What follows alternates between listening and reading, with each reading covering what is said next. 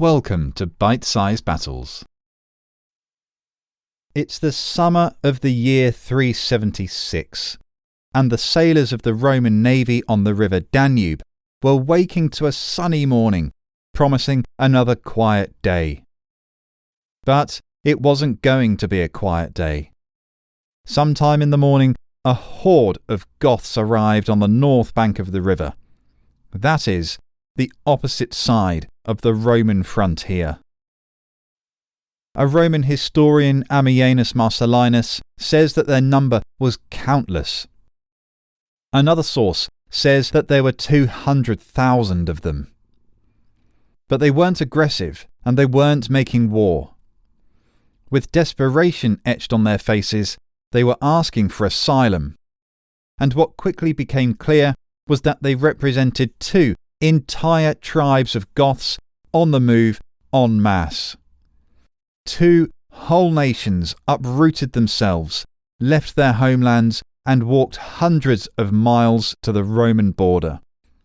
Now they were pleading to be let in. The Goths brought with them tales of a storm of heavy fighting north of the Black Sea. What those Roman sailors of the Danube couldn't have known was that that storm would cause such profoundly devastating repercussions that just 100 years later, the Western Roman Empire would cease to exist. Welcome to the fall of Rome. The Roman Empire was one of the largest and most advanced civilizations for its day that has ever existed. At its height, it stretched from northern England to the Sahara Desert, and from the Atlantic coasts of Spain and North Africa to the Euphrates River in modern-day Iraq. In all, 5 million square kilometres called themselves Roman.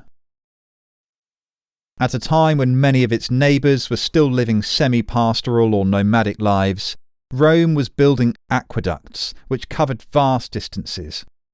So vast that its network would not be surpassed in distance or the amount of water carried until the 1800s. Rome set the foundation stones of modern-day law. Its architecture and culture still inspires today, and, barring some notable setbacks, its military swept all before it for hundreds of years. So how did such a successful state that existed for over a millennia from the legendary founding of Rome in 753 BC, finally crumble into oblivion? This new series, The Fall of Rome, will look at the colossal struggle as the Roman Empire fought for its life, and how even as late as 468, its demise was far from a foregone conclusion. Because the surge of would-be immigrant Goths had arrived on the Danube, it was the Eastern Roman Emperor Valens who had to deal with them. And Valens had a problem. Most of his troops were on his eastern front facing the Persians. Valens had been in a tug of war with the Persians over several provinces and didn't want to back down. Such posturing, though, required some appropriate military muscle.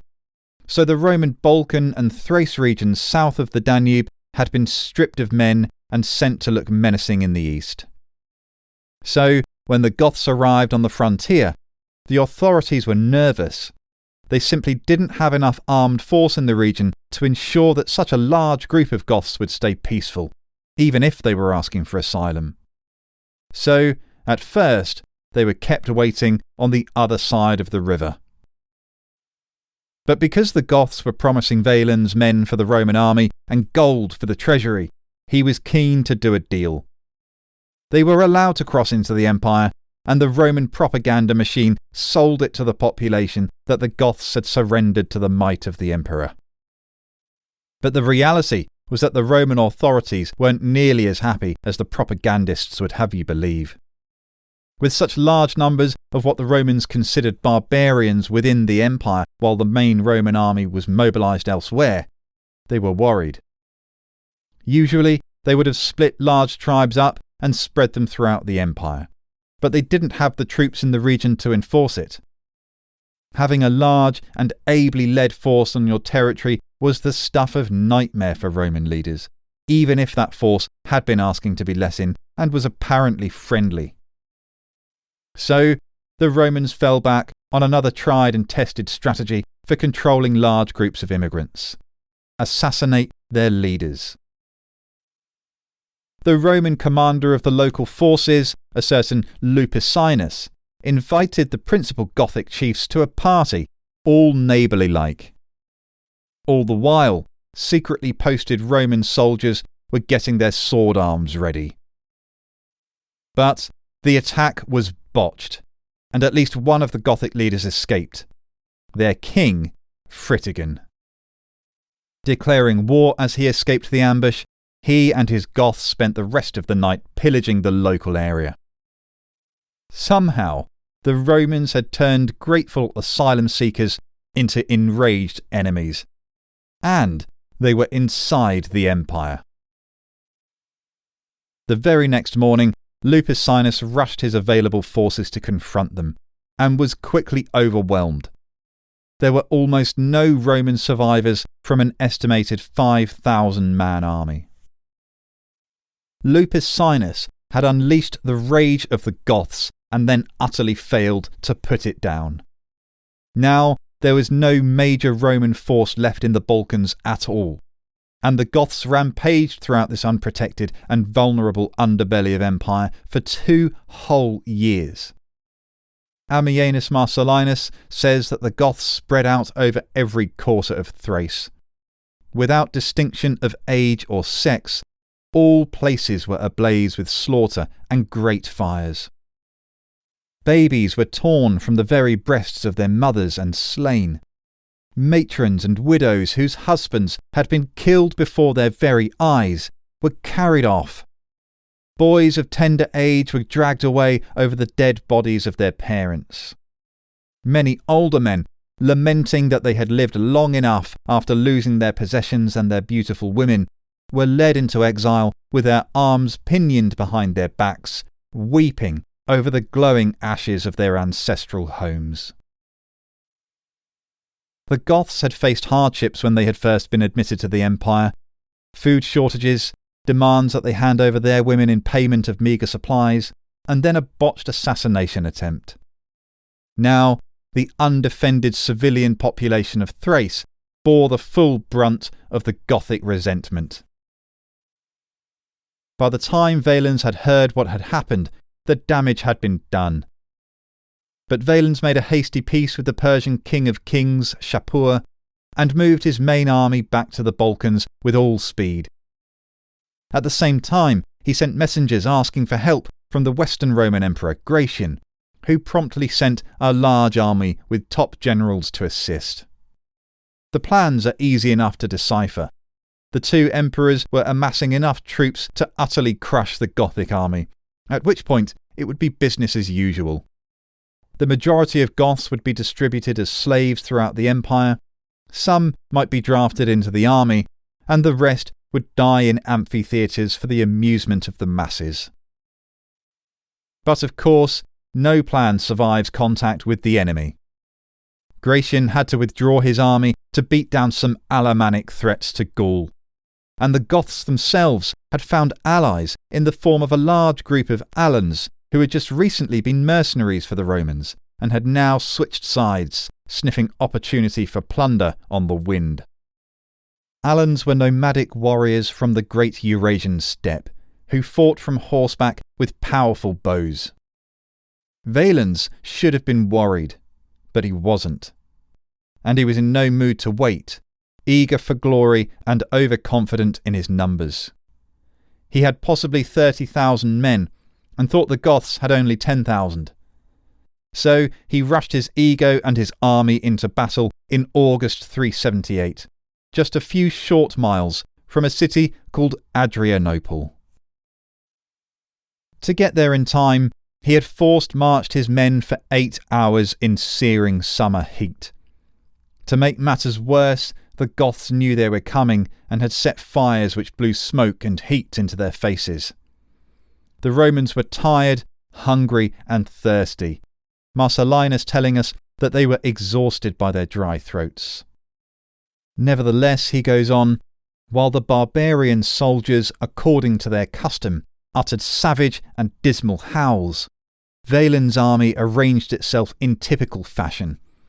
Roman heavy infantry in the centre, lighter infantry either side, and cavalry on the wings. To begin with, it seemed the Romans would sweep all before them, with the left wing surging forward, pushing the Goths right back to a wagon circle they had built to support their battle line. But that surge exposed the Roman flank, and it was from the left that disaster now struck. Hidden Gothic and Alan cavalry suddenly emerged out of thin air, a full 10,000 strong. Just imagine Valens' face when he saw them and realised his mistake. They drove off their Roman counterparts and smashed full tilt into the unprotected flank of the left wing, which was now trapped between the defenders of the wagon circle and this cavalry thunderbolt.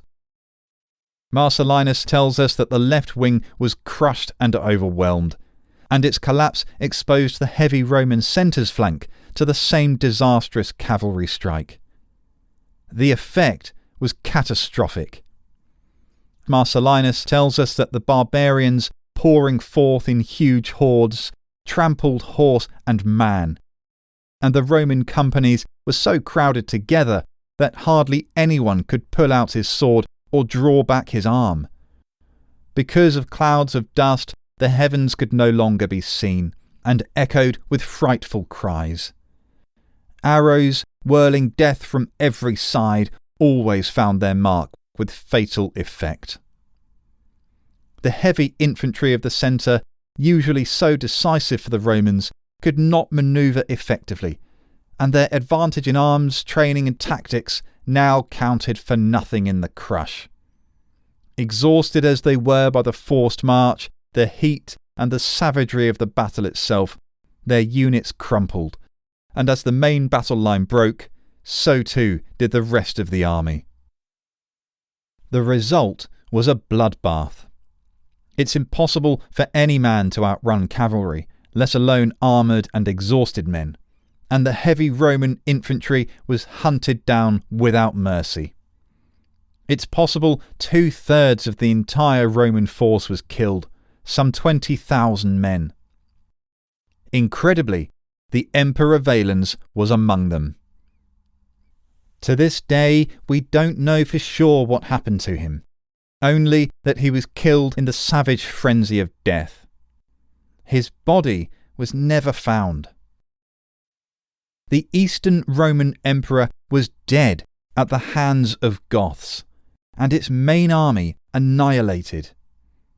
The Goths would continue to rampage across Thrace, the Balkans and Greece for 4 more years, before finally making peace with Valens' successor, Theodosius I, in 382. In fact, they became Roman allies, being given land of their own within the empire's borders in exchange for promises of military support. But this show of amicability should not shroud the catastrophic reality of what had happened. For the first time in Rome's history, the empire had been compelled to accept a large foreign force of immigrants to settle within the empire en masse, rather than splitting the group up and settling them piecemeal throughout. The full significance of this development would play out over the next 100 years. Indeed, while most of the Gothic War had taken place in the Eastern Empire, when the Goths turned nasty again, it was to be the Western Roman Empire which would feel its full force, threatening the city of Rome itself and eventually striking a mortal blow to an already ailing empire. That's all to come, but this story has much more to it than the Goths alone. Join us next time for a full-scale invasion of the Roman West across another of the empire's frontiers, the River Rhine. Hundreds of thousands of men, women and children poured into Gaul, where they caused massive devastation and triggered the huge provinces of Britain, Spain and much of Gaul to fall out of the empire's control altogether. It was the same storm which had caused the Goths to flee that had now set these dominoes falling in the west. Find out why in our second episode of The Fall of Rome, Splintering, the Rhine invasion of Gaul. Thanks for listening. See you then.